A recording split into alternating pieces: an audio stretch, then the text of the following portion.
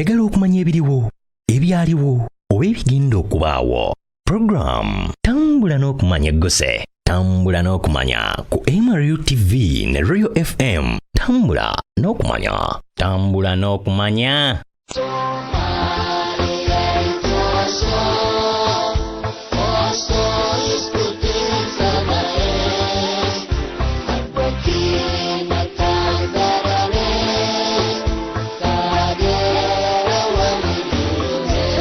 Today, we have brought you the history of the Al-Shabab in Somalia.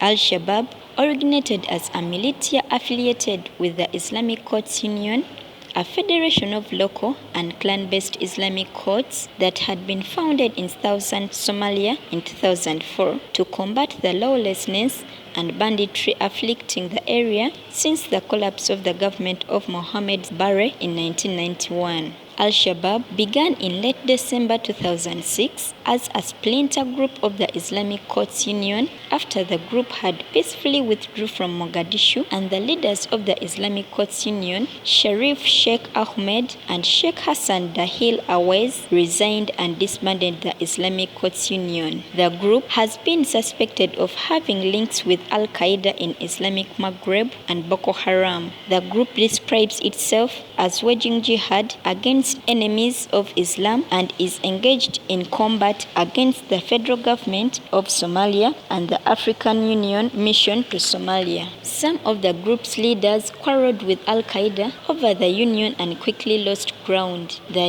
US authorities hailed the raid as a major operational loss for Al-Shabaab, and the Somalia government offered a 45-day amnesty to all moderate members of the militant group.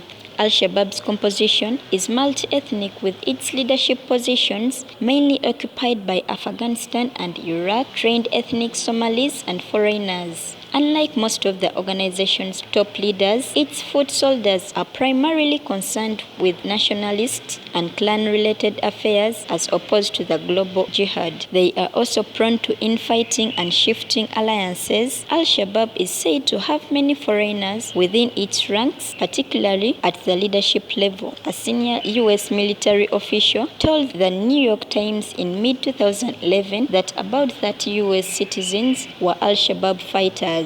A report stated that the group recruited more than 40 Muslim Americans and 20 Canadians to battle in Somalia, with at least 15 of those being killed. These Americans and foreign recruits played a dual role within the organization, serving as mercenaries and as a propaganda tool for recruitment. By mid-2013, the U.S. Congress reported that such militant recruitment appeared to have halted. It was also reported that the group was attracting an increasing number of non-Somali recent converts from Kenya, a predominantly Christian country in the African Great Lakes region. Although Al-Shabaab's leadership ultimately falls upon Al-Qaeda leader, the internal leadership is not fully clear, and with foreign fighters trickling out of the country, its structure is increasingly decentralized.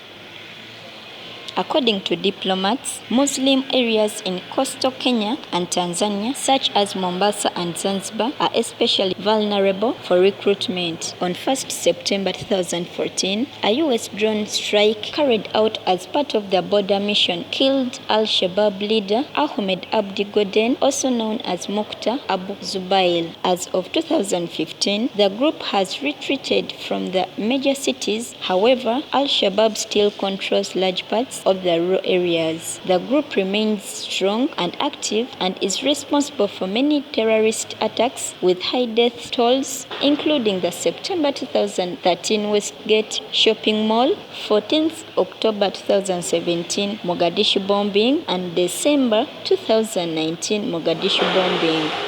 In addition, Al-Shabaab also uses music to influence and appeal to young followers. Almost 8 out of every 10 soldiers in Somalia's many rebel forces were children who are especially influenced.